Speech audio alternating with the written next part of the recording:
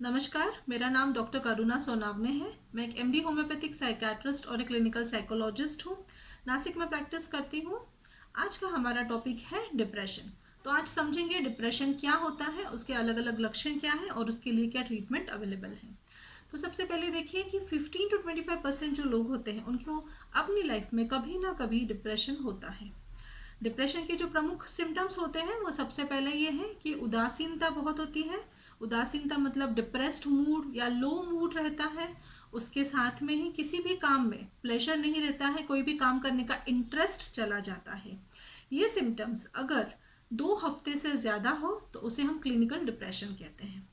इसके साथ में ही अलग सिम्टम्स क्या क्या रहते हैं। सबसे पहले है कि डिप्रेस्ड मूड जो होता है, ये डिप्रेस्ड मूड कभी कभी ऐसे नहीं है जैसे नॉर्मल सैडनेस में रहता है कि थोड़ी देर के लिए थोड़ा लो मूड रहता है, उसके बाद में हम फिर से नॉर्मल हो जाते हैं, ऐसा नहीं है। डिप्रेस्ड मूड कंटिन्यूस रहता है। कभी कभी कुछ केसेस में ये डिप्रेस्ड मूड सुबह सुबह ज़्यादा रहता है, उसके बाद में जैसे ही दिन कम खत्म होता है तो फिर से ये जो डिप्रेस्ड मूड है ये ठीक होने लगता है। कुछ केसेस में जो होता है कि इंटरेस्ट जो होता है अपने काम का वो पूरी तरह से चला जाता है।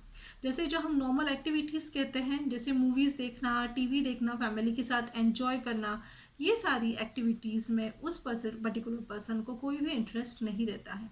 वो पर्टिकुलर एक्टिविटीज़ वो एंजॉय नहीं कर पाता है। ये सब हम अगर फ्रेंड्स के साथ बैठे हैं या फैमिली के साथ बैठे हैं फिर भी बहुत अकेलापन सा महसूस होता है। इसके साथ में दूसरे सिम्टम्स होते हैं कि भूख जो होती है, कभी कभी कुछ केसेस में भूख बिल्कुल भी नहीं लगती है, खाना खाने का मन ही नहीं करता है, तो वज़न बहुत कम हो जाता है। कुछ केसेस में भूख बहुत ज़्यादा बढ़ जाती है। ओके, बहुत खाते हैं, बहुत भूख लगती है तो बार बार ये खाते हैं, जैसे हम बिंज ईटिंग बोलते हैं, बार बार खाते जो मिला वो खाने लगते हैं। क्योंकि बहुत मूड लो है तो इसकी वजह से खाना ज़्यादा खाते हैं, तो उस केसेस में ओवरवेट हो जाते हैं। ओके, वज़न ज़्यादा बढ़ जाता है।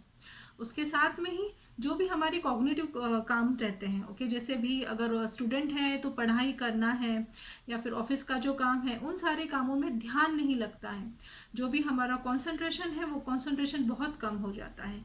जो भी चीज़ें हमको पसंद है, ओके, वो चीज़ें करने में भी हमारा मन नहीं लगता है। बहुत इनडिसिसिव हो जाते हैं, किसी चीज़ का भी डिसीजन नहीं ले पाते हैं। जो छोटी छोटी चीज़ें होती हैं जो हमारे डेली लाइफ में होती हैं उस चीज़ों का भी हम डिसीजन नहीं ले पाते। बहुत सा अकेलापन रहता है। साथ में ही there is a lot of negative feeling. Negative feeling मतलब अपने बारे में बहुत वर्थलेसनेस रहता है, बहुत नेगेटिविटी रहती है। मैं किसी काम का नहीं हूँ, मैं मुझे तो जीने का कोई हक ही नहीं है।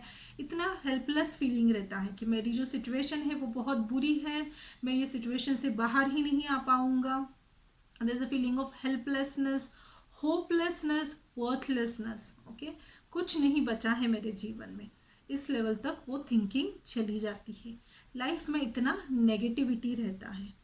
ओके, कुछ कुछ पेशेंट्स में जब ये डिप्रेशन बहुत ज़्यादा बढ़ जाता है तो उसमें सुसाइडल आइडिएशन रहता है। अभी सुसाइडल आइडिएशन मतलब बहुत बार सुसाइड के थॉट्स आते हैं। ओके, बार बार ऐसे लगता है कि नहीं, अभी मैं इस जो समस्या है ये मेरी, ओके, या फिर ये जो मेरे प्रॉब्लम्स है मैं इस प्रॉब्लम से बाहर ही नहीं आ पाऊंगा और अब बस मुझे जीना ही नहीं है। ओके, अपना लाइफ ख़त्म कर देना है, इस हद तक अपने विचार चले जाते हैं। जैसे हम बोलते हैं कि डिप्रेशन जो है it is a fracture of mind. अगर हमारे बॉडी में कहीं फ्रैक्चर होता है तो हम डॉक्टर को दिखाते हैं, उसका टाइमली इलाज लेते हैं, दवाइयाँ लेते हैं, प्लास्टर कराते हैं, सब कराते हैं, वो ठीक हो जाता है। लेकिन डिप्रेशन जो है इसे हम हमारे मन का फ्रैक्चर कहते हैं, हमारे माइंड का फ्रैक्चर कहते हैं। क्योंकि डिप्रेशन जो है वो हमारे मन को पूरा खोखला कर देता है। ओके, हमें किसी भी चीज़ में इंटरेस्ट नहीं रहता, हम किसी भी चीज़ को एंजॉय नहीं कर पाते हैं।